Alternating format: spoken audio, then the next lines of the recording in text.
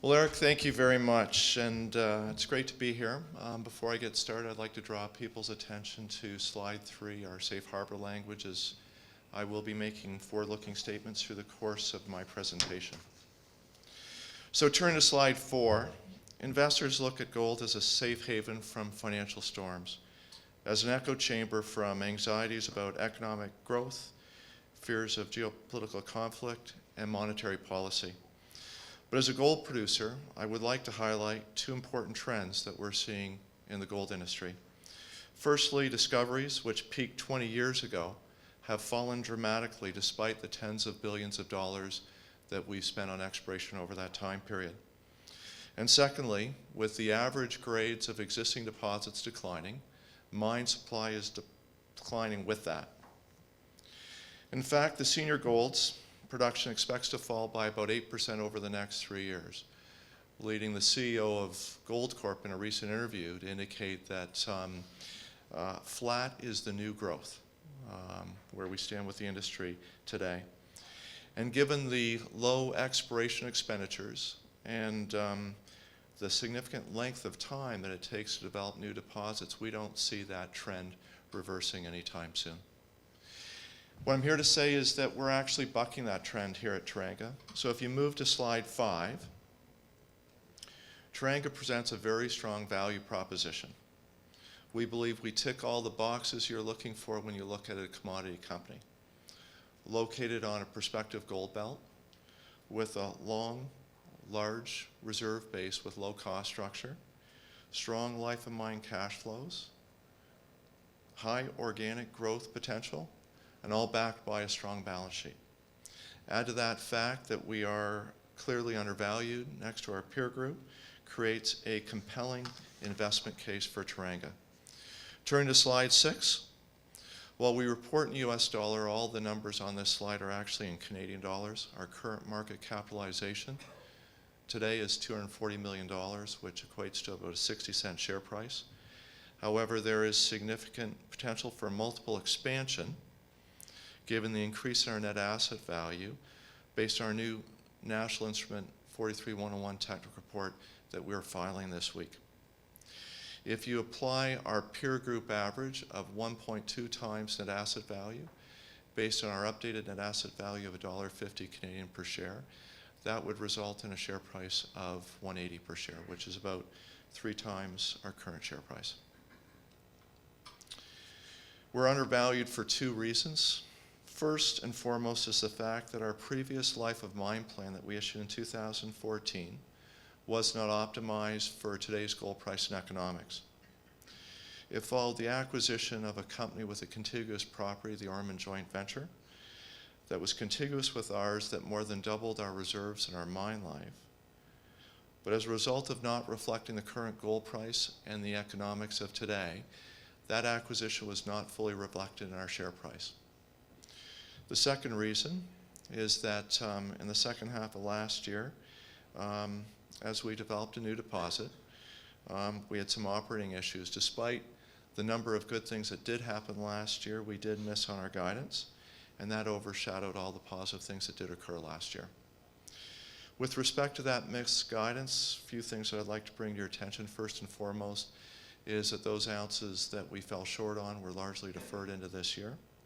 Second, that we have made changes both at the corporate level as well as site to strengthen our teams. And third, we've taken, as a single asset company, we've taken steps to make sure we buffer against any future risks that occur within the operation. As a result, we're confident that we will be meeting our guidance this year.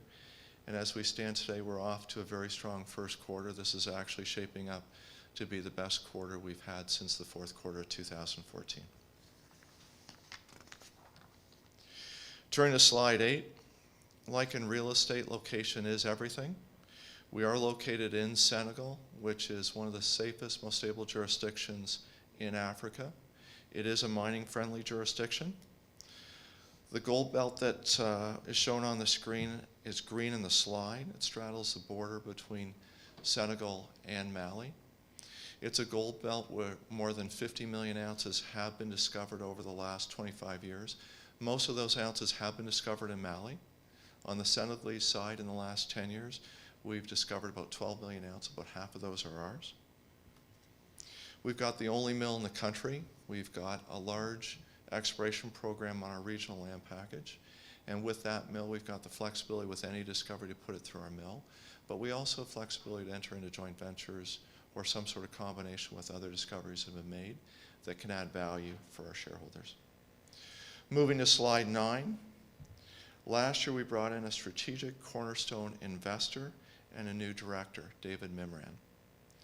The $17 million private placement was completed above market at a premium and further strengthens our balance sheet and allows us to execute on our organic growth opportunities. But more importantly, what David Mimran and his family bring is over 60 years of experience in Senegal. They are the largest private employer in Senegal. They focus on flour, sugar, and agri-foods. And it is a huge benefit having David on board, not only as a cornerstone shareholder, but as a director as well. Beyond David, we have a very strong board with a lot of expertise in Africa, as well as the many facets required in a mining company. So we're pleased with our board. Our board controls about 12% of the company's stock. Moving now to slide 10. When we first IPO'd in 2010, we had 1.5 million ounces. Today, our reserve base is much larger. We have been able to increase our reserve base through exploration acquisitions by 80%. Now stands at 2.6 million ounces, and that was net of production of just over 1 million ounces. So we not only have a large reserve base, we've got a long reserve life. So our current reserve life, based on 2P reserves, is 13.5 years, and we are just getting started. Point to note is that the average reserve grade is 1.59 of material to be mined, which is well above the senior average in terms of gold grade, and results in strong cash flows and low costs as we move forward. So as I mentioned earlier, we will be filing our technical report this week, and it's a conservative and flexible plan, and we can generate strong free cash flows. It shows higher throughput and stronger life of mine free cash flows. Just to give you a few highlights of that plan, if we turn to slide 12, the new production profiles expect to average about 200,000 ounces through the year 2024. And this is just our base case, and we do believe that we have significant opportunity to increase production in the medium to longer term. As part of that organic growth strategy, incorporated into the updated 43-101 is higher mill throughput. We're currently moving through a mill optimization. We expect that to be complete in the fourth quarter. That will increase throughput by about 15%, reduce costs by about 5%. It's costing less than $20 million and is generating about a 50% rate of return at $1,200 gold. The impetus for the updated life of mine plan was really a focus on the reduced cost structure that we see at our operation as you look at slide 14. Over the last couple of years, our costs have declined significantly. And this is really a testament to the work that's been done by both the corporate and site teams.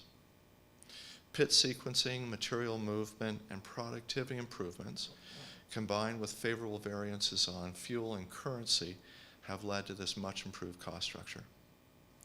As a result, our all-in sustaining costs have decreased by $200 an ounce compared to the technical report we filed just 2 years ago. So our all-in sustaining cost life of mine over the 13.5-year reserve life are $8.87 per ounce. And when you add the Franco stream that was used to not only pay down our debt and acquire part of our joint venture partner, that number stands at $9.60 life of mine. And that results in a cash margin of $240 an ounce over the life of mine at $1,200 gold. And we believe that this stacks up very well, not just against our peers, but also against all the senior golds as well.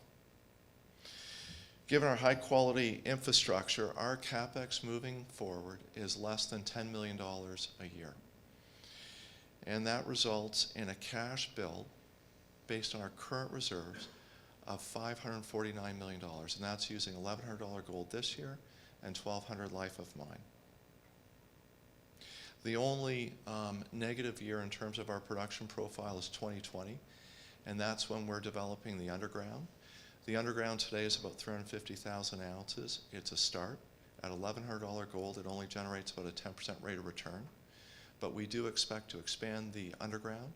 Orman, the company we acquired, had almost 1 million ounces in underground. We've brought over 350. We believe that number is going to increase, and we do believe there are opportunities to lower the cost structure as we look at bulk mining methods. So that's something to stay tuned for. So we ended last year with a strong cash balance, pro forma about $60 million. We have started to receive some of that VAT back. We received about $5 million in February and expect more to come in the near term. But more importantly, with the government of Senegal, we signed an amendment to our convention, so we no longer have to collect and remit non-refundable VAT. So that's going to make a tremendous difference to our balance sheet and our working capital as we move forward. We do have a $30 million line of credit. We've drawn down 15 of that, but just a placeholder for us to ensure that we have ample liquidity as we move through the cycle. Since 2010, we've discovered nearly 1 million ounces. We had a very aggressive exploration program in 11 and 12. We cut that back in 2013 as we focused on addressing and repaying our debt. In 2013 and 14, the focus really was on the merger with our neighbor, the Orman joint venture, and we've now quietly continued to move our exploration program forward systematically. We've now finished phase 1 of that program, which is the target identification phase. And now we're moved on to the resource identification, bless you, the drill program, and then phase 3 is really converting those resources to reserves. So turning to slide 18, on our permitted mine license, we've got almost 300 square kilometers of permitted license. And you can see that there are a number of deposits in quite close proximity to our mill. We've got over 4 million ounces of measured and indicated resources, of which about 2.6 million ounces is reserves. So we are focused on the mine license, on converting resources to reserves, but also on making new discoveries. We've got over 15 targets without a resource on them, and we're now moving through those. We are starting to get some exciting results in Q4 of last year, and that program will continue. And it is our hope that not only will we increase our reserve base through conversion of resources to reserves, but also make new discoveries on those licenses. As we turn to our regional land package, we've got about 1,000 square kilometers on slide 19. We've already made one discovery, and we've now brought that into production. It's our high-grade Gore deposit. It's a 5-gram ore body, and that is contributing significantly to this year's production profile. But as you look at that regional land package, we've got over 50 targets identified, and when I say targets, these are multiple kilometers long. These are targets that have the ability to host multi-million ounce discoveries. And so our focus will be turning our attention this year as we move forward to that regional program. Capex is declining. We're going to generate significant free cash flow, and that money is going to go into making discoveries on that regional land package. And with that mill, we've got the flexibility, if it's sub 500,000 ounces, just to truck that to our existing facilities. But what we are looking for is separate, standalone deposits. Beyond that, another growth initiative that we're looking at is heap leaching. While heap leaching is a longer-term initiative, we continue to advance that. We've just completed the pre-feasibility engineering study. A decision to move forward with that will be made once we've converted sufficient resources to reserves to give us a 10-year mine life with that facility. Turning to slide 21, this is how we stack up to our peers. Clearly, we are undervalued. When you look at our market capitalization, because we've got net cash and a low enterprise value, whether you look at production, EBITDA, or reserves, we compare very favorably to our peer group. Turning to slide 22, I know that I've already showed this slide to you, but I do want to come back to it. As you look at what we've been able to do with the updated 43-101, with the lower cost structure and the longer reserve life, at a 5% discount rate using $1,100 gold this year, $1,200 gold moving forward, we see our value at $1.50 Canadian. Using our peer group average, that takes our potential share price to $1.80, which is 3 times the current share price it is today. So finally, moving to slide 22, we have a very strong value proposition. We are on track to generate our strongest quarterly production performance in over a year. And as the 43-101 is filed and analysts begin to put that into the equation in terms of valuing the company, we believe that there's tremendous opportunity for a re-rate of our shares. So Eric, with that, I'll open up to Q&A.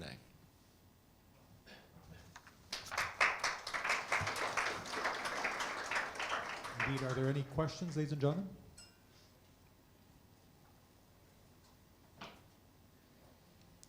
Well, Eric, with that, thank you. Thank you very much. Maybe just I get into the political aspects. I'm not familiar with the Senegal, but I tend to read that it's probably a good jurisdiction. It's a safe jurisdiction. It sure is. I think the Canadian government would describe it as Africa-like. It is a safe, stable jurisdiction. It's been independent from France since 1960, and even during the Arab Spring in 2010 to 2012, there were elections. The incumbent president was running for a 3rd term. He lost. There was a peaceful transition to the new government. The new president is a geologist by training, very focused on mining, be a key component to the company's economic growth, and has been very supportive of us. So when you look at Senegal, Canadian U.S. embassies have their large embassies there. All of the World Bank, IMF, IFC have major offices there. It's a very safe, stable jurisdiction. All right. So Richard, you guys are really the go-to company in terms of expertise in Senegal. I take notion of your land package and the optionality in terms of discovery, and I believe it's a greenstone belt that has been not very well worked, if I'm not mistaken. Potential. That's true. That's true. So for those of you familiar with Canada, Northern Ontario and Quebec is a greenstone belt. It's a type of mineralogy. This is the same mineralogy, but where we've been exploring in Canada for over 100 years and still making discoveries, we are really in the early days in Senegal. Our land package, we're really the first person to drill it. It does take time. These are complex mineralogy, but there are going to be discoveries made. If you look across the border in Mali on the same geologic gold belt, there have been over 40 million ounces discovered, including some world-class discoveries of more than 5 million ounces at high grade. We believe there are similar opportunities in Senegal. It's just a matter of time and effort. So Eric, thank you very much. Thank you very much. Thanks.